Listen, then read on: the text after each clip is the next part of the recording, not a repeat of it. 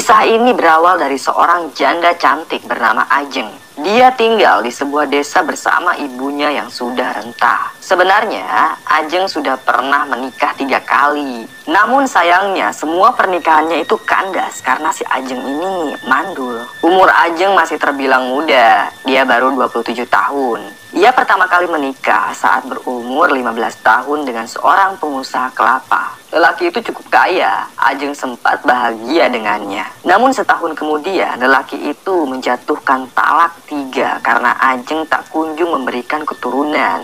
Dan 2 pernikahan berikutnya juga sama, Ajeng ditalak 3. Dan yang paling menyakitkan bagi Ajeng adalah pernikahan kedua. Dia sempat mengalami KDRT oleh suami keduanya itu. Semenjak itulah Ajeng trauma. Dia memutuskan untuk tidak menikah lagi seumur hidupnya. Bagi Ajeng, pernikahan hanya merendahkan martabat hidupnya. Lagi pula, siapa juga yang mau jadi wanita mandul? Itu kan sudah takdir dari Tuhan. Mau tidak mau, Ajeng harus menerimanya. Namun banyak sekali lelaki bajingan di sekeliling Ajeng yang ingin menikahinya, tapi tidak menerima takdirnya. Soal kecantikan, Ajeng tidak ada duanya. Dia wanita paling cantik di desa. Mereka bahkan menyebut Ajeng kembang desa. Si Ajeng ini bukan hanya cantik luarnya saja, tapi dia juga punya semacam kecantikan dari dalam. Buat kalian, jangan coba-coba memandangi Ajeng terlalu lama. Sebab walaupun si Ajeng ini janda, kalian pasti jatuh cinta. Namun, aura kecantikan Ajeng tidak ia dapatkan dengan mudah. Ternyata si Ajeng ini rajin pasang susuk pemikat, biar selalu tampak menarik. Kebetulan, ibunya si Ajeng terkenal sebagai dukun susuk di desa itu. Dulu banyak sekali wanita yang datang ke rumahnya Ajeng untuk memasang susuk. Namun makin kesini pengunjung malah makin sepi. Ternyata mereka mulai menyadari kalau praktek susuk adalah ilmu hitam yang sesat. Berbeda dengan Ajeng, dia malah senang sekali mengganti susuk dan memasang susuk lainnya di setiap bagian tubuhnya. Hal itu ia lakukan agar pelanggannya selalu ramai. Oh iya, sudah bukan rahasia umum lagi kalau Ajeng adalah seorang pekerja seks komersial di sebuah rumah bordir. Tepatnya di kawasan Pasar Ciparahu. Disebut Pasar Ciparahu karena memang letaknya dekat dengan sungai yang amat besar. Banyak sekali perahu yang bertengger di pasar itu. Pasar Ciparahu menjadi tempat Ajeng mengais rezeki. Dia bekerja sebagai pelacur. Pelanggannya bermacam-macam. Ada tukang kuli, ada pedagang, ada juga pelancong dari kota. Awalnya Ajeng datang ke Pasar Ciparahu sebagai pedagang ketan. Lalu pada suatu hari, seorang mucikari melihat wajah Ajeng yang amat cantik dan menarik. Dia pun mengajak wanita itu untuk bekerja di rumah bordir sebagai salah satu wanita penghibur. Ternyata Ajeng menyukai pekerjaan itu karena bisa mendatangkan lebih banyak uang daripada sekedar jualan ketan. Di bulan pertamanya, Ajeng mematok tarif Rp6.000 per sekali kencan. Namun, dia hanya mengambil 5.000 saja karena 1.000-nya disumbangkan ke rumah bordir. Karena semakin banyak lelaki yang ingin berkencan dengan Ajeng, Ajeng pun menaikkan tarifnya. Kini dia memasang harga 31.000 per sekali kencan. Itu harga yang sangat mahal. Hanya orang-orang berduitlah yang sanggup mengencani Ajeng. Ia bekerja dari jam 7 malam sampai jam 6 pagi. Ajeng biasa berangkat sore dan pulang pagi. Pekerjaannya itu sudah ia lakukan selama kurang lebih 3 tahun. Nah, suatu pagi, Ajeng keluar dari rumah bordir. Ia mendengar ada bunyi ledakan pistol dari belakang gedung. Segera ia memeriksanya. Dan betapa kagetnya Ajeng saat melihat ada 2 orang lelaki yang terkapar mati. Tubuh kedua lelaki itu berlumur darah. Ada uang Rp10.000 yang menempel di jidat mereka. Ajeng kenal dengan kedua lelaki itu. Mereka adalah preman pasar Ciparahu yang dari dulu meresahkan para pedagang. Kedua preman itu sering memalak para pedagang. Tak salah lagi, penembak misterius atau biasa disebut Petrus pasti sudah masuk ke pasar Ciparahu. Dan mereka akan membasmi siapapun yang berlagak sok preman. Bahkan punya tato saja sudah cukup menjadi alasan untuk membunuh mereka. Ajeng pergi meninggalkan kedua mayat lelaki itu. Ia takut dituduh dan tidak mau ikut campur. Ajeng memang sering mendengar dari para pelancong. Katanya sekarang lagi musim penembak misterius alias Petrus. Mereka membasmi para preman yang merugikan masyarakat.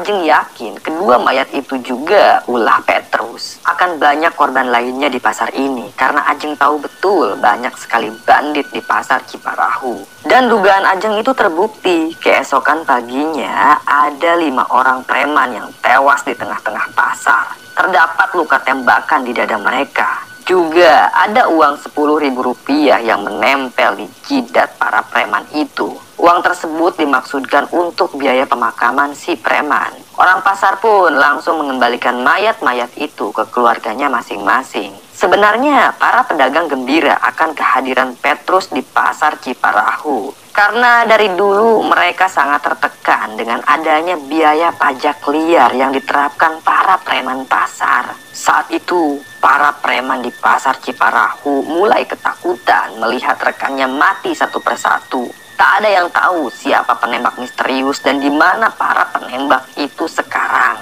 Petrus adalah orang-orang profesional yang bisa menyamar sebagai rakyat biasa. Mereka mengamati situasi pasar dan tingkah laku para preman. Kemudian saat target sudah ditentukan, maka mereka akan mengintai preman itu dan membunuhnya secara diam-diam. Singkat cerita, malam pun tiba. Ajeng bekerja seperti biasa di rumah bordir.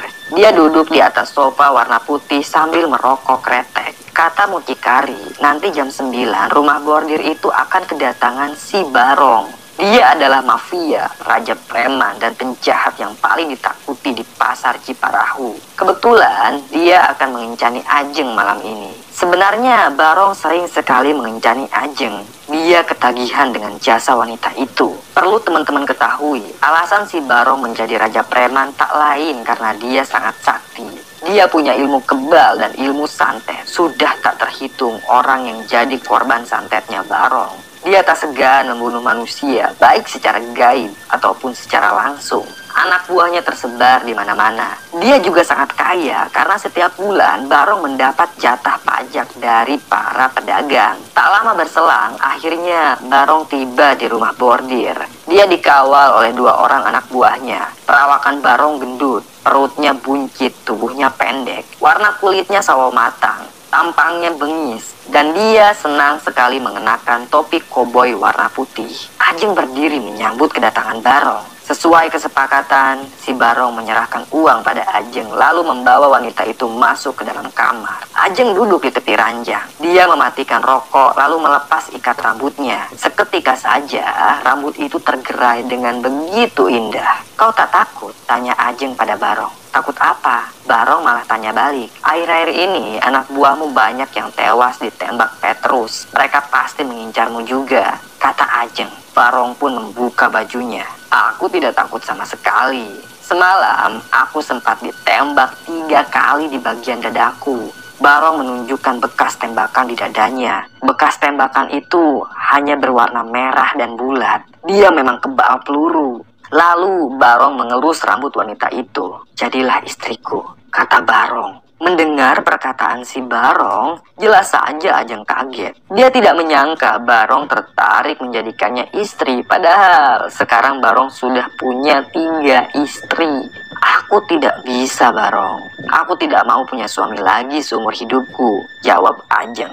Wajah Barong langsung merah. Mafia itu tidak suka dengan penolakan. Ia langsung menampar Ajeng dengan sangat keras sampai wanita itu terjungkal ke bawah ranjang. Ajeng pun mengaduh kesakitan. Pipinya langsung merah. Bagi Barong, orang yang menolak tawarannya harus mati. Tak peduli apakah dia perempuan atau laki-laki. Lalu Barong mengeluarkan golok dari serangkanya. Dia hendak menebas leher Ajeng. Namun sebelum golok itu berhasil melukai Ajeng, wanita tersebut meraih sebuah kabel buntung yang masih mengalirkan listrik. Dia menempelkan ujung kabel itu pada perutnya Barong. Seketika saja golok yang digenggam Barong terlepas. Aliran listrik itu sangat kuat sehingga Barong kesulitan melepas kabel yang menempel di perutnya. Dia memang kebal peluru, tapi tidak kebal sengatan listrik. Perlu teman-teman ketahui, setiap kamar di rumah bordir itu memang disediakan kabel buntung yang mengalirkan listrik tegangan tinggi. Kabel itu adalah sebuah senjata untuk berjaga-jaga kalau ada pelanggan yang berniat menjahati para pelacur. Dan si Barong adalah korban pertamanya. Dia tewas seketika, darahnya membeku, kedua matanya melotot. Ajeng masih bengong saat menyadari kalau dia sudah membunuh seorang mafia pasar. Atas perbuatannya itu, sudah pasti Ajeng menjadi target utama para preman di pasar Ciparahu. Malam itu, si Ajeng langsung kabur dari rumah bordir melalui jendela belakang. Karena kalau sampai anak buah Barong tahu, pastilah Ajeng dibunuh. Keesokan harinya, pedagang pasar Ciparahu geger karena Barong si raja preman tewas. Kabar tentang Ajeng yang membunuh Barong pun tersebar luas. Mereka semua kagum pada wanita itu. Di sisi lain, sekarang Ajeng menjadi target pembunuhan bagi para preman pasar. Ajeng sangat ketakutan. Dia bersembunyi di rumahnya. Si Ajeng bahkan melarang ibunya untuk keluar rumah. Setiap saat, dia selalu mengintip dari balik bambu untuk memantau keadaan di luar rumah. Namun keesokan paginya, ada 2 mayat preman terkapar di depan rumahnya Ajeng. Dan seperti biasa, terdapat uang Rp10.000 yang menempel di jidat mayat itu.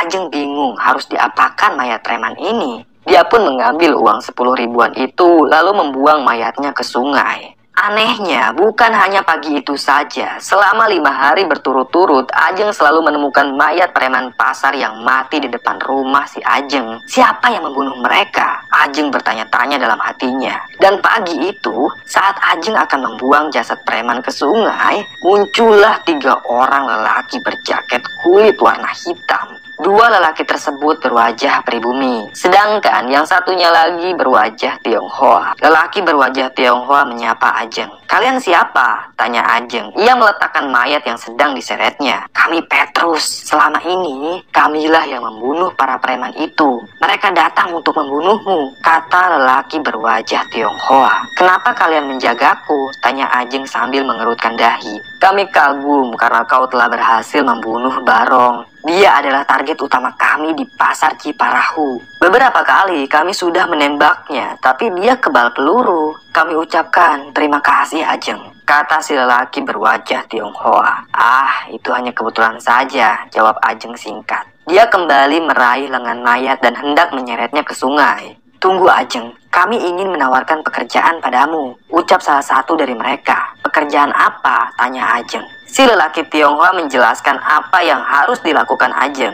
Dia ingin Ajeng mengintai bandar narkoba yang ada di kawasan Kalijodo. Kebetulan bandar itu sering sekali main di Kalijodo untuk menyewa para pelacur. "Kenapa kalian tidak langsung membunuhnya saja?" tanya Ajeng. "Kami butuh informasi semua jaringannya. Setelah itu barulah kami beraksi," jawab si lelaki Tionghoa. "Berapa bayarannya?" tanya Ajeng. "1 juta," jawab si lelaki Tionghoa. Ajeng mengangguk-angguk. Padahal dalam hatinya ia bersorak ria. Si Ajeng memang pantas jadi mata-mata di Kalijodo karena dia seorang pelacur yang pintar dan licik. Keesokan harinya, Ajeng pun dibawa ke Jakarta untuk menjalankan misi berbahaya itu. Sebelum ia berangkat, ibunya Ajeng memberikan semacam wafak atau jimat. Katanya jimat itu buat keberuntungan saja. Si Ajeng tidak memberitahu ibunya kalau dia direkrut oleh Petrus. Ia hanya bilang akan kerja di Jakarta sebagai pembantu. Tepat jam 8 malam, si Ajeng pun tiba di Kalijodo. Kawasan Kalijodo sedang ramai sekali. Banyak orang yang berjudi di sana. Juga ada para pelacur yang nangkring di setiap gang menunggu pelanggan datang. Tugas Ajeng sederhana. Dia hanya perlu mendekati seorang bandar narkoba bernama Mangun Wijaya. Orang-orang biasa menyebutnya Bang Jaya. Dia punya peran penting terhadap jaringan narkoba di Jakarta kala itu. Dan pemerintah ingin dia beserta jaringannya dimusnahkan. Tentu Ajeng tidak diutus dengan tangan kosong. Ia dibekali sebuah pistol yang diselipkan di dalam tas kecilnya. Pistol itu buat jaga diri. Setibanya di sebuah gang kecil, Ajeng disambut oleh seorang wanita bernama Mami Lina. Dia adalah mucikari yang berkuasa di Kalijodo. Mami Lina punya peran penting dalam industri pelacuran di kawasan Kalijodo. Dialah yang mengendalikan para pelacur. Semenjak Mami Lina memegang penuh kawasan Kalijodo, para pelacur itu jadi sejahtera karena pengunjungnya makin ramai. Nah, saat itu Mami Lina sudah sekongkol dengan para Petrus. Tugas Mami Lina sangat sederhana. Ia hanya perlu mempertemukan Ajeng dengan Bang Jaya. Kebetulan malam itu Bang Jaya sedang berjudi bersama komplotannya di sebuah gang. Itu Bang Jaya. Sana kau dekati dia. Pasti Bang Jaya mau kencan denganmu karena parasmu cantik, kata Mami sambil menunjuk ke arah Bang Jaya. Ajeng hanya bisa melihat Bang Jaya dari belakang. Dia berambut gondrong dan berjaket jeans biru. Perlahan Ajeng mendekati bandar narkoba itu. Lalu dia duduk di samping Bang Jaya. Dan betapa terkejutnya Ajeng saat melihat lelaki di sampingnya itu. Ternyata dia adalah mantan suaminya Ajeng yang kedua. Nama aslinya adalah Jumhuri. Dia pasti sudah mengubah namanya agar terdengar lebih berwibawa. Ajeng, tanya Bang Jaya. Seketika saja, Ajeng berdiri dan hendak pergi meninggalkan Bang Jaya. Namun, Bang Jaya berhasil meraih lengan kanan Ajeng. Kau ngapain di sini? Bisik Bang Jaya. Untuk membunuhmu, jawab Ajeng. Jelas saja Bang Jaya kaget karena mendengar jawaban si Ajeng. Kau mata-mata Petrus kah? Tanya Bang Jaya. Ajeng tidak menjawab. Dia malah menatap Bang Jaya dengan tatapan tajam. Aku tidak menyangka sekarang kau jadi bandar narkoba, ucap Ajeng. Bang Jaya terdiam. Dia malah membawa paksa Ajeng ke sebuah kamar. Bang Jaya ingin bicara panjang lebar pada mantan istrinya itu. Sesampainya di sebuah kamar, Bang Jaya langsung menginterogasi si Ajeng. Apa benar Petrus itu akan membunuhku? Tanya Bang Jaya. Wajahnya tampak ketakutan. Ajeng mengangguk. Sebaiknya kau pergi dari Jakarta, ucap Ajeng. Tampaknya dia masih menyimpan iba pada mantan suaminya itu. Kapan mereka akan menyergapku? Tanya Bang Jaya. Besok malam, kata Ajeng. Bang Jaya malah tersenyum. Dia bersyukur sekali ada mata-mata Petrus yang berkhianat. Besok Bang Jaya akan menelepon semua jaringan narkobanya untuk kabur dari Jakarta. Dan untuk malam ini, Bang Jaya akan tetap menginap di Kalijodo untuk meniduri mantan istrinya itu. Mereka berdua pun bercinta. Singkat cerita, tepat jam 4 pagi, Ajeng keluar dari kamar tersebut sambil bersiul. Ia bergegas ke kamar mandi. Dia pun keramas sambil sesekali melantunkan lagu dangdut kesukaannya. Setelah mandi, Ajeng pergi meninggalkan Kalijodo untuk menemui komplotan Petrus di pasar Tanah Abang. Setiap pagi, Ajeng memang harus lapor tentang informasi yang ia dapatkan pada para Petrus itu. Dan pasar Tanah Abang menjadi tempat mereka berkumpul. Ajeng menemui Petrus di sebuah kedai bubur ayam. Di sana sudah ada seorang Petrus Tionghoa yang sejak tadi menunggu kedatangan Ajeng. Ia memesankan bubur ayam untuk Ajeng. Wanita itu pun makan dengan lahap. Apa informasi yang kau dapatkan untukku? Tanya si lelaki Tionghoa. Bandar narkoba itu sudah kubunuh, jawab Ajeng singkat sambil terus makan bubur ayam. Apa? Kau bunuh? Tanya lelaki Tionghoa. Iya, dia main kasar saat bercinta denganku. Aku tak suka. Makanya aku bunuh, jawab Ajeng tanpa merasa bersalah. Lelaki Tionghoa itu pun menggelengkan kepala. Dia tak menyangka wanita di hadapannya itu sangat pemberani. Apa yang dikatakan Ajeng memang benar. Kalijodo digegerkan dengan kematian Bang Jaya. Ada garpu yang menancap di leher lelaki itu. Kedua matanya juga ditusuk dengan sumpit. Bagi Ajeng, ini bukan lagi soal pekerjaan. Dia dendam pada mantan suaminya itu karena dulu saat Bang Jaya masih jadi suaminya Ajeng, lelaki itu sering melakukan KDRT atau kekerasan dalam rumah tangga. Ajeng sering ditampar, ditendang, dan yang terparah, Bang Jaya pernah menyiram air panas ke punggungnya si Ajeng. Kini Ajeng puas, dia sudah membunuh mantan suaminya itu dengan sadis.